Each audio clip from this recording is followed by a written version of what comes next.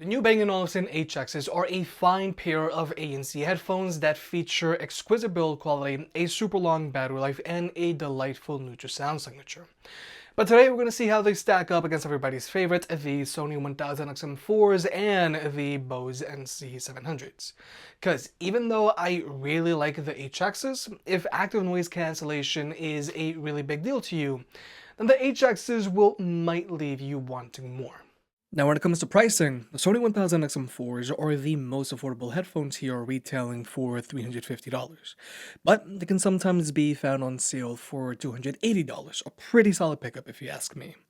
Then there are the Bose NC 700s, which have a retail price of $400, but can be found on sale between $380 and maybe even $320.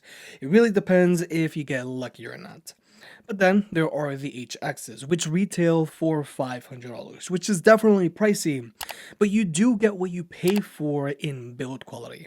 Nonetheless, if you want to pick any of these headphones up, they'll be linked down below. Now first, let's talk about these cases. Thankfully, all three of these headphones come included with a decent hardshell carrying case, which is particularly good to see from Bang & Olufsen because until recently you would only get a carrying pouch from them. Now, all of these cases are going to keep your headphones protected if you stuff them into a cramped backpack. However, the HXs do have the largest case here. This case has the largest footprint here because the HXs can only be laid down flat. Now, the Boses can also only be laid down flat, but they do have a smaller footprint because this case is triangular. But then there are the Sonys, which have the smallest case here, in part because the Sonys are fully collapsible. Overall, I like all of these cases, but if you are a constant commuter, then you might want to go with the smallest case here, which would be the Sonys. But now let's talk about the headphones themselves. Both the Bose and Sonys have decent build quality. They both feel sturdy in your hands, and they both have zero cracking or squeaking whenever you flex them. But the Sonys are mostly made out of plastic, and the leatherette does feel fairly synthetic. Now, Bose's build quality is a little bit of a step up from the Sonys, mainly because they have this mostly exposed stainless steel headband that has a whole lot of padded silicone underneath that both feels awesome in your hands and it's very comfortable on your head, and the leatherette on the Bose feels very supple and smooth. I've said this in the past, but Bose has some of the best feeling leatherette on the market. Now, even though both of these headphones have decent build quality, wear and tear does show up on both of these headphones, particularly when you extend their headbands. I found that with the Sonys, as time goes on, their headband won't click as much as when you first got them. And with the Bose, their ear cups won't glide as smooth as they age. Now, I mention wear and tear because the HX's design lends itself to better longevity. The ear cups swivel very smoothly, and so does their headband. So the hope here is that in 2 or 3 years, the HXs will feel as premium in your hands as when you first got them.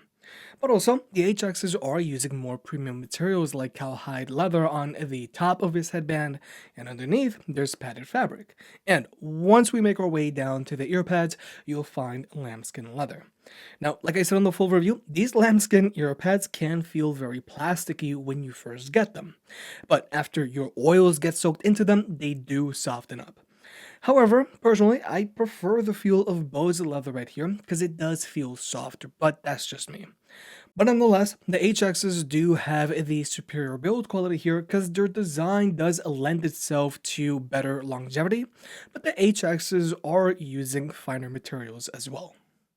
However, when it comes to comfort, even though the HXs are fairly comfortable and I can wear them for hours on end because they don't have a lot of clamping force, making them big head approved, and they are fairly lightweight, weighing in at 285 grams. My main complaint about the HXs is going to be their round ear pads.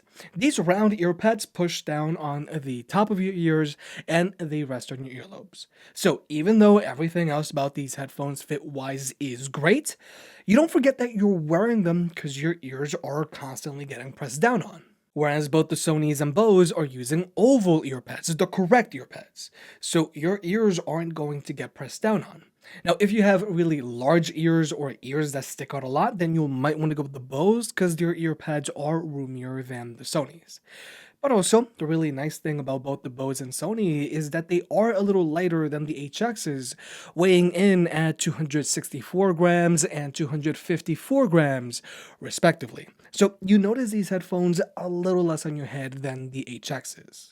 But now let's talk about tech specs. All three of these headphones charge via a USB-C port, as they should. But when it comes to battery life, one of these isn't like the others, and that's the Bose. The Bose NC700s have an advertised battery life of 20 hours, and personally I feel that a 20-hour battery life on a pair of premium ANC headphones just isn't going to cut it in 2021. I want to see at least a 25-hour battery life. Whereas the Sonys and HXs are a whole other story. The Sonys have an advertised battery life of 30 hours with their active noise cancellation turned on, and an advertised battery life of 38 hours with their active noise cancellation turned off. But the HXs do kick it up a notch. They have an advertised battery life of 35 hours with their active noise cancellation turned on, and an advertised battery life of 40 hours with their active noise cancellation turned off. So if you're someone that's planning on traveling a lot with your headphones, and if you're looking for stamina, then either the Sonys or HXs are more your speed. Regarding connectivity, all three of these headphones can be connected to two devices at the same time, so you can easily hot swap from one device to another, which is always great for power users. But I do point this out because this has actually been a long-awaited feature for the Sony 1000XM4s. But performance-wise, all of these headphones have zero latency across the board when watching movies or videos on your phone, whether you're using an iPhone or an Android device. But when it comes to audio codecs, all three of these headphones are pretty different. The Bose only have support for SBC and AAC, just like the AirPod Max. Now, if you're going to use these headphones with an iPhone, AAC is perfectly fine because iPhones top out at AAC anyways. But both the HXs and Sonys do have support for more higher quality audio codecs. Now, the HXs have support for SBC and AAC just like the Bose, but they also have support for aptX Adaptive. And then there are the Sonys, which also have support for SBC and AAC. That's pretty standard. But they also have support for Sony's own LDAC, which is Sony's own in-house audio codec, because Sony is currently moving away from Qualcomm's aptX. But if you want to, you can always just use a wired connection with any of these headphones because all of these headphones still have an audio jack and they all come included with an audio cable.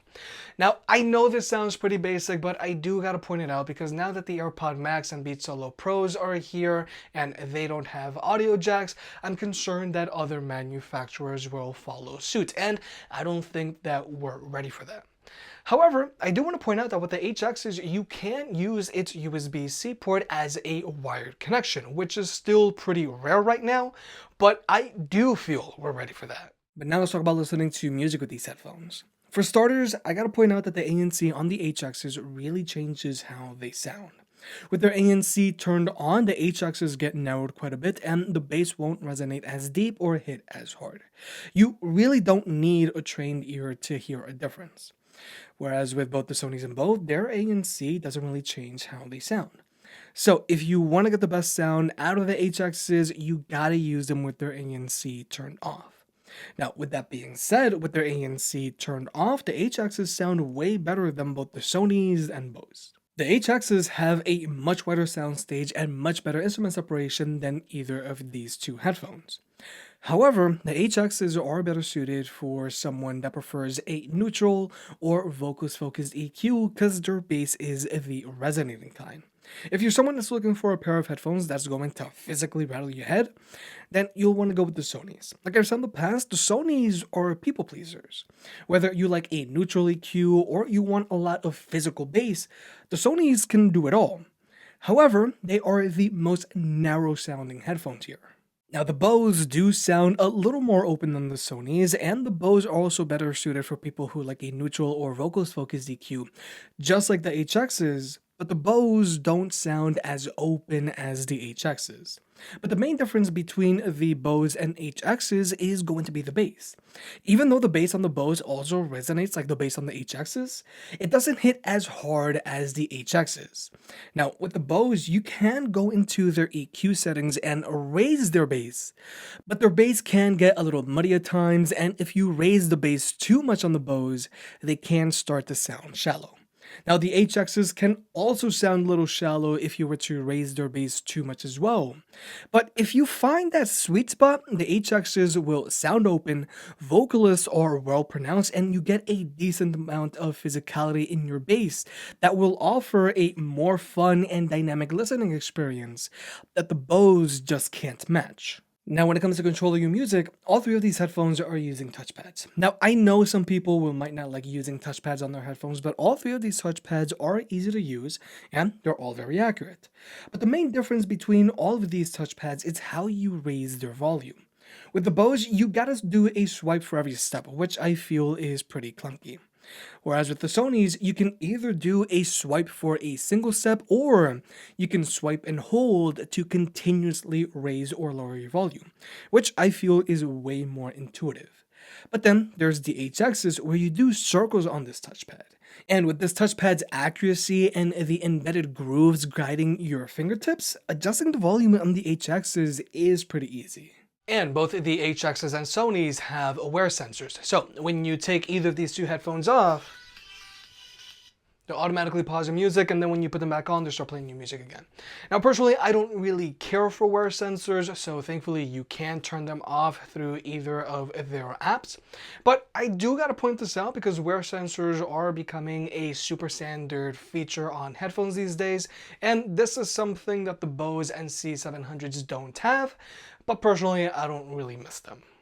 But now let's talk about the active noise cancellation on these headphones. For starters, all three of these headphones have very little cabin pressure, which is great for comfort. But like I mentioned earlier, the ANC on the HXs really changes how they sound, whereas that isn't an issue with these other two headphones. And when it comes to the amount of noise blocked out, the HXs really struggle to keep up here. But so they can see for yourself, we're going to jump into an ANC test.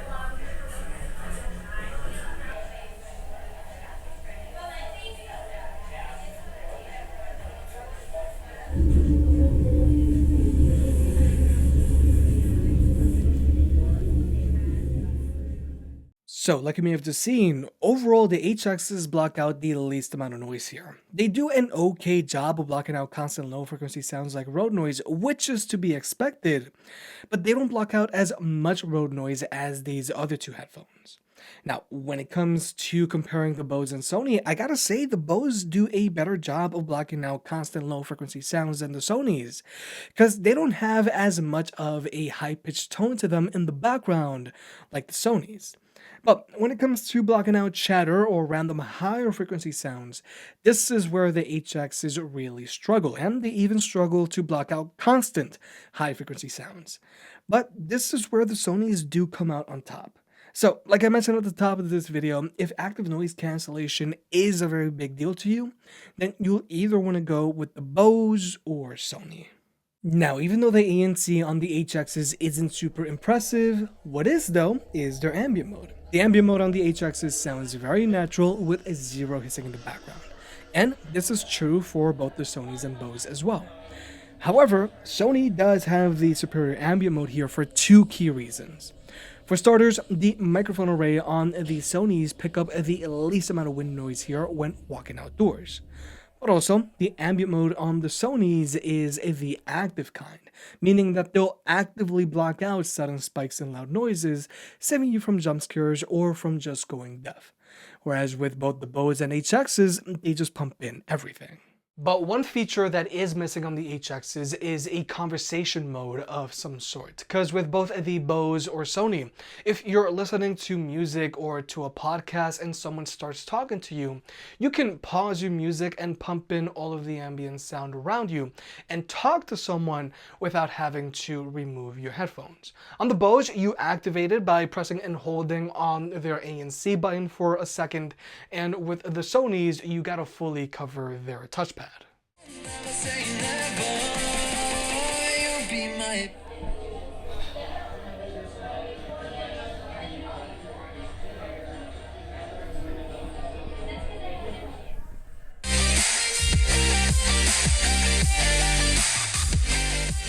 Now personally, I do prefer Bose's method because once it's activated, you can let go. Whereas with the Sonys, you do gotta keep their touchpad covered, and trying to talk to someone like this does look and feel very awkward. Now, the 1000XM4s do have speak to chat, and speak to chat is a flagship feature for the 1000XM4s. But personally, I don't like using speak to chat because it is very easy to accidentally activate it, making it more of a nuisance rather than helpful. But finally, here's the microphone test. Now, both the Sonys and HXs have decent enough sounding microphones to take phone calls while in a quiet room. But the microphone on both the HXs and Sony can sound a little shallow and or fuzzy. Whereas the microphone on the Bose NC700s sounds much more natural. But what's really impressive about the microphone on the Bose NC700s is just the amount of ambient noise it's able to block out. Because if we were to switch over to my lapel microphone, you're going to clearly hear all of this chatter. But if we were to switch back over to the Bose NC700s, it is severely reduced.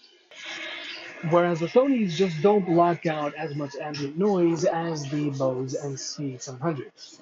And the HXs also struggle quite a bit to block out ambient noise. And if there's too much ambient noise, then your voice really does start to get jumbled up here.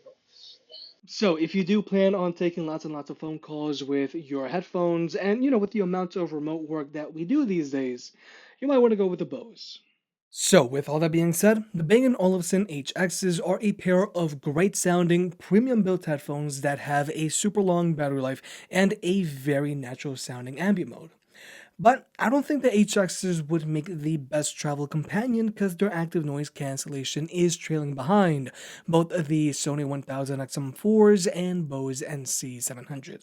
And not to mention, they do have the largest carrying case here.